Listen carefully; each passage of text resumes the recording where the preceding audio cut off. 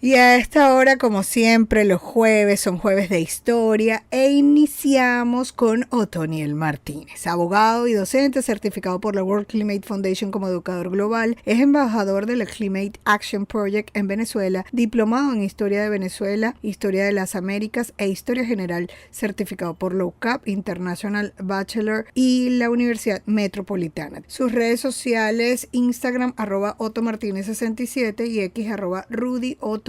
Vamos a conversar de algunas efemérides que no mencionamos en el mes de agosto y que creo son relevantes no dejar pasar aunque la fecha haya pasado, porque las efemérides están allí para recordar, para reflexionar, para entender un poco la historia. Resulta que el 2 de agosto, que obviamente ya pasó, pero en el año 1498 llega Cristóbal Colón a Venezuela. Mucho que hablar a partir de esa fecha. Bienvenido, Toniel, ¿cómo estás? Hola, buenos días, María Alejandra. A ver, coméntanos de esa llegada de Cristóbal Colón a Latinoamérica, Bien, bueno, o a oh, Venezuela. ah, En este caso fue a a Venezuela Venezuela. y por ende a continente. Sí, porque fíjate, eso hay que aclarar. Colón se Ok. hizo 4 viajes, pero vamos a hablar, para no hacerlo muy largo, el cuentico rápido. El primer viaje, él llega a la famosa isla que llamaban Guananí, ¿no?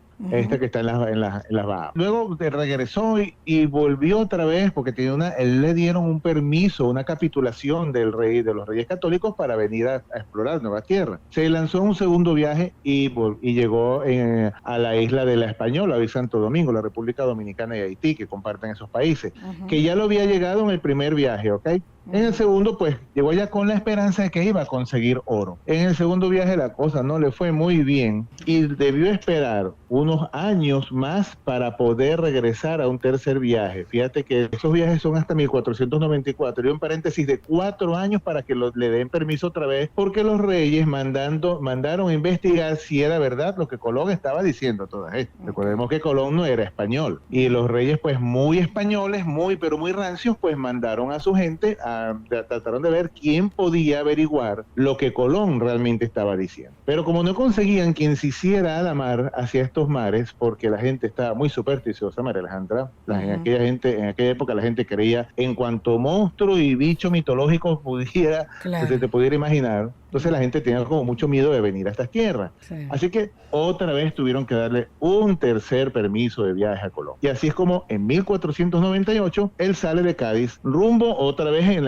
el territorio que decía, hacia las islas, pero en lugar de irse hacia el Caribe se desvió un poco más hacia el sur. Decidió ir más abajo, ya en pleno océano Atlántico. Así que pasando por África decidió seguir como una especie de línea recta y esa línea recta lo va a llevar paulatinamente hasta lo que es hoy en día la isla de Trinidad. Cuando llega, por supuesto, Trinidad, ahí vienen varios nombres que son para nosotros muy recurrentes, ¿no? El nombre de Trinidad se queda en la historia porque es Colón quien la bautiza. Ujú. Ahora bien, sabe que va a rodear la isla y se encuentra con un terrible dilema. Los marineros no querían seguir navegando hacia el sur porque vieron que la isla de Trinidad a la distancia, pues se veía cercana a lo que hoy en día es el Golfo de Paria y Sí. hacia tierras continentales. Ujú. Así que les daba miedo porque según las leyendas antiguas, donde hubiese dos gigantescas rocas y pasase un brazo de mar, allí se encontraba el territorio de la serpiente marina que se tragaba a los barcos de todos los marineros. Así que esa gente Imagínate. toda asustada y Colón insistiendo que tenían que navegar allí. Finalmente deciden me imagino que muy asustados, seguir navegando y trataron de pasar y pasaron por el paso que hoy en día es ya conocido como el paso de la serpiente, es decir, casi hacia la boca del Orinoco, entre Trinidad y la boca del Orinoco. Lo Ujú. llamaron así, lo bautizaron boca de la serpiente. Pero allí en lugar de encontrar una serpiente que se los iba a tragar a todos, encontró el delta del Orinoco. Vio esa inmensa, la unión del agua, del mar con el río y entendió perfectamente que estaba en tierras continentales, que ya no era una isla como las islas del Caribe. Mm. Así que decide seguir bordeando. Cuando empieza a navegar cerca del Orinoco, se le ocurre dar el primer nombre digamos, la primera denominación que un europeo le dio a Venezuela. La llamó Tierra de Gracia. Fue el primer nombre con que se conoció Venezuela, porque lo comparó lo que estaba viendo con el paraíso terrenal. Vio el verdor, vio la riqueza, vio el agua, vio el mar, vio el río. Entonces pues le pareció que era la tierra más hermosa que había visto. Dijo, este debe ser el lugar donde Dios creó el paraíso terrenal. Y por eso Venezuela, su primer nombre, que Venezuela ya es otra, se lo coloca en mapa tiempo después, su primer nombre, vamos así decirlo, nombre sentimental es Tierra de Gracia. Y bueno, sigue navegando, va a seguir bordeando Trinidad, le remonta un poco hacia el sur, y él nuevamente con el cuento de que atravesaba entre Paria y Trinidad, y ahí sí es verdad, ahí sí se había escondido ahora una serpiente más grande que la anterior, según los marinos, se aventura y este lugar se llama la Boca del Dragón, o Boca de Drago.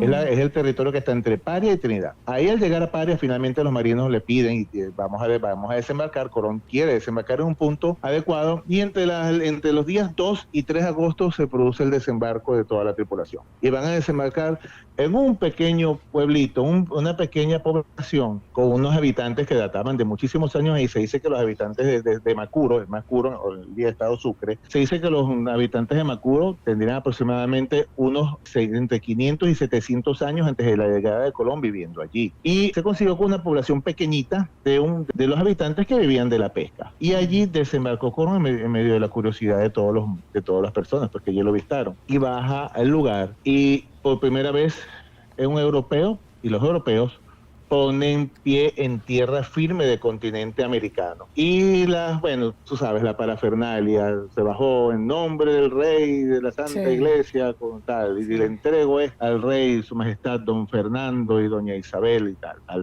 Eso es el momento entonces el que él logra pues por primera vez desembarcar, y se considera el primer punto de contacto entre Europa y el continente americano. Llama la atención que se mantiene Macuro pequeño, que no se le ha dado la importancia que tiene en este momento, o sea, para llegar también complicado, el tema de los servicios, ha debido ser más bien una zona de desarrollo, pero se ha mantenido como un pueblo pequeño. Sí, ahora te voy a decir algo. Dos cosas increíbles unen, y dos casualidades de ese olvido histórico unen a dos poblaciones. El punto de partida de Colón y el punto de llegada de ese viaje. Porque Colón salió de un puerto llamado Sanlúcar de Barrameda, al sur de Cádiz, que es una población. Pero una población hoy en día una de las más olvidadas y deprimidas de la península ibérica, de las más pobres de la región de Andalucía. Y va a llegar a un sitio muy pobre, y también que es uno de los sitios también más olvidados de nuestra geografía, que es la península de Paria, es Macuro, que sigue siendo chiquitico y que sigue teniendo, pues por supuesto, con muchas necesidades hoy día. Siempre las ha tenido, siempre. La población de Macuro siempre ha tenido, pues, siempre la necesidad de ser atendida,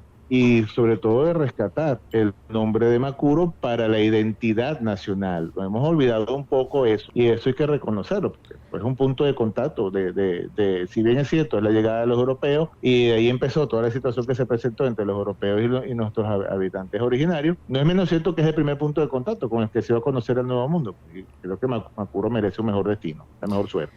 Sí, realmente. Y el tema de retomar lo que mencionas de ese primer nombre, yo creo que no existe la casualidad, sino la causalidad, porque también si nos vamos al plano religioso, pues es Venezuela el único país consagrado al Santísimo Sacramento del altar en todo el mundo. Entonces es definitivamente tierra de gracia. Así es, totalmente. Tierra de gracia, y bordeada en aquel momento por la isla de Trinidad, que luego formó parte durante casi 3 siglos del territorio nacional, de lo que era la antigua Capitanía General de Venezuela. Recordando que toda esta religión católica también entra a Venezuela y Latinoamérica, pues por lo católico que venían siendo, porque de hecho la monarquía parte de allí también en España, ¿no? Y en otros sectores del mundo. Bueno, interesantísimo esto, y por eso me encanta no dejarlo pasar, porque además imagínate la importancia de Venezuela para todo el continente, solamente con este hecho. Y bueno, también recordar